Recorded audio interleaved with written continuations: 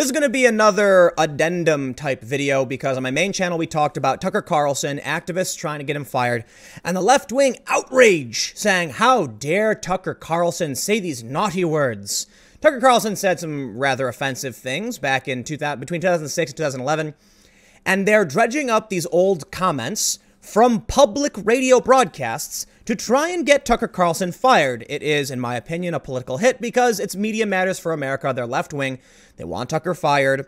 They've been trying to get him fired for a long time. They've been going after a sponsor, so we know what they're doing. Now, Judge Jeanine Pirro said some offensive things about the hijab and Ilhan Omar. So Fox strongly condemned Jeanine Pirro's comments about Rep. Ilhan Omar. They do not reflect those of the network, and we have addressed the matter with her directly.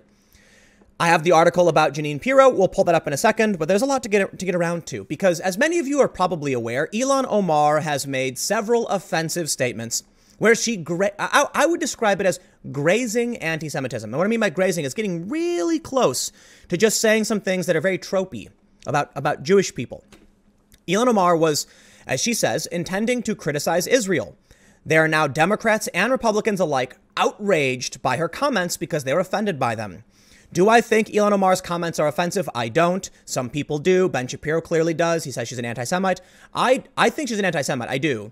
But not because of her statements, because of the company she keeps and how close her statements get to anti-Semitism. There's a reason why I'm bringing up Ilhan Omar again.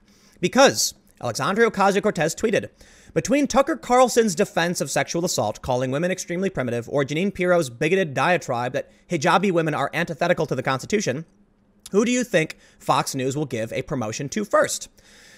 She said that Tucker Carlson's comments about sexual assault from 10 years ago when he worked at MSNBC. So did we talk about that, right? Well, here's the thing. Somebody pointed out, rather aptly, I can't remember who. This is what happens when Ilhan Omar made offensive statements about Israel and people who are supporting Israel for rather obvious reasons. If you were to ask me, Israel is in the Middle East, which is rather conflicted, and it needs defense. And so for obvious militaristic reasons and Middle Eastern ally reasons, the U.S. is choosing to support them. They're an ally to the U.S. Some people have criticized that arrangement. That's not the point. The point is there's an obvious reason why the U.S. is supporting them. But Alexandria Ocasio-Cortez is now referencing 10-year-old comments from Tucker Carlson to what this does. And I'm not necessarily trying to accuse them of it because I think it's more of a dominoes falling over thing. But now we can see what happens. After the condemnation of comments from Ilhan Omar over and over again, here we go, pull up things from the other side and say, oh, now look at these and try and change the conversation. Brian Stelter tweeted in response to Jeanine Pirro's comments, we strongly condemn the comments she made. So let's be fair. I want to be fair. I think Jeanine Pirro said some things. I'm not entirely. I'm going to learn this the same time as you because I did not read what she said. But I have no problem condemning comments that would trample over the religious freedoms of any good American.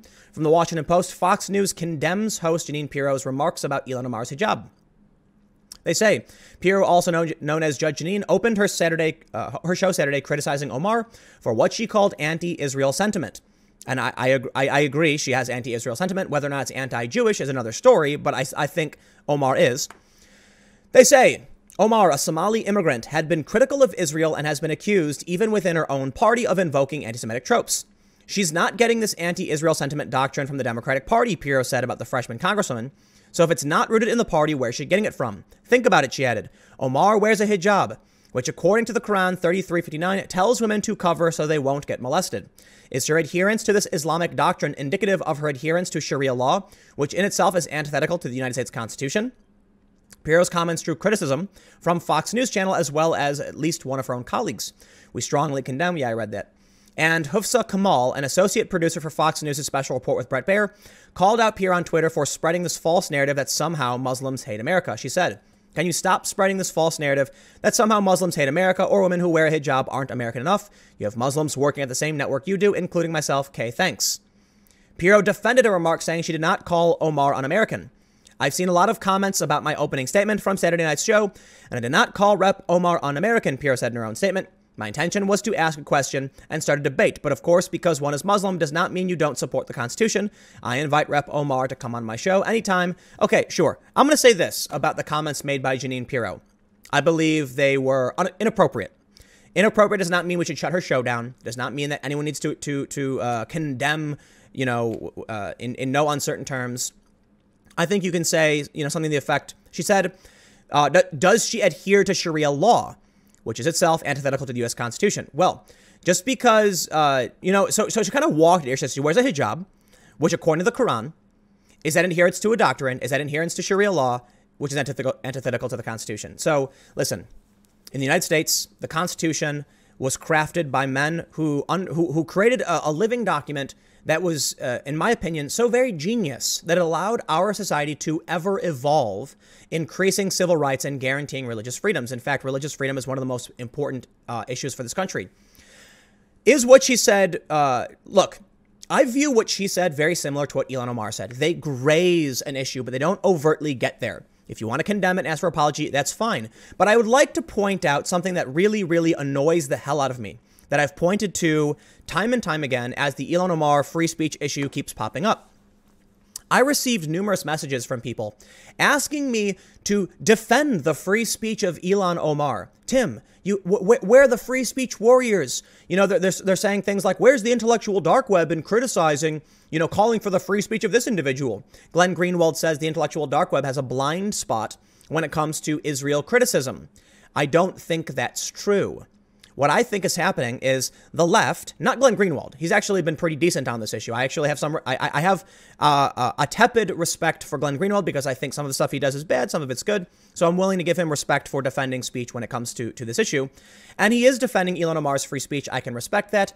I also have repeatedly defended her right to say what she wants. But here's what's mind-blowing to me. I received numerous messages from people saying, Tim, the Democrats are condemning Ilhan Omar's speech. Will you support her free speech? And I said, no one is banning her. No one is shutting her down. They're telling her to apologize. Yet now, after calling for Ilhan Omar to have her free speech protected, they would turn around and demand that Tucker Carlson be fired. Hypocrisy knows no bounds. And yes, I fully understand that when you want to defend free speech and the right of others to express their ideas, it means they will try to use that power against you.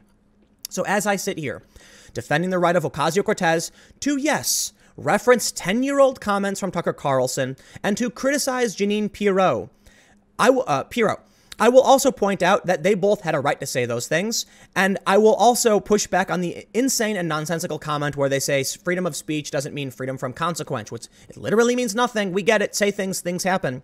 The point is, Ilhan Omar said things. They then deflect. They try to utilize the language from Jeanine Pirro to push back and then essentially change the subject. What happened after Ilhan Omar said offensive things? Well, they were going to put forth a resolution condemning anti-Semitism.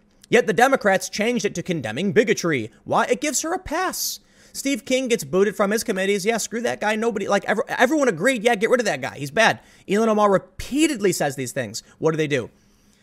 Please defend our free speech, even though no one is censoring her. They change the bill condemning anti-Semitism, and now they deflect, and they pull up 10-year-old comments from Tucker Carlson. I dare I say it. Listen, I'll bring it up.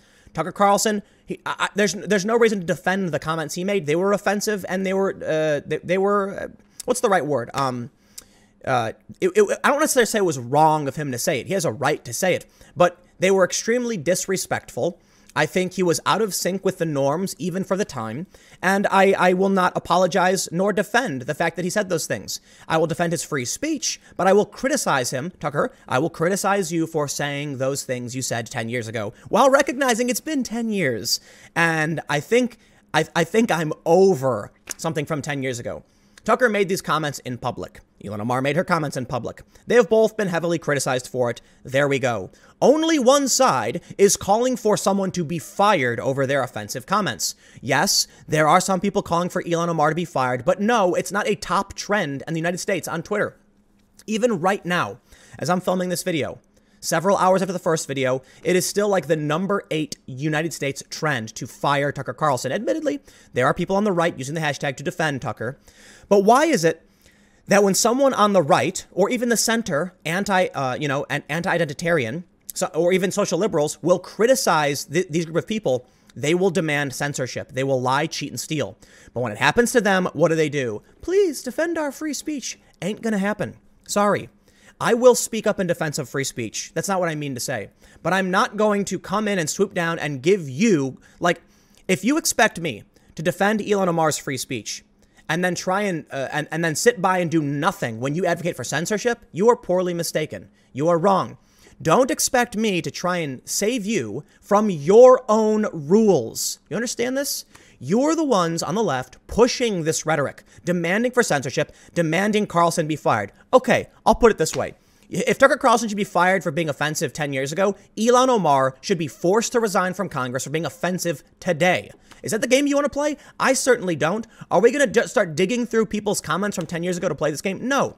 Let me be serious. Ilhan Omar should not have to resign, and Tucker Carlson should not be fired, and we should leave it there. Stick around. I got more videos coming up in just a few minutes.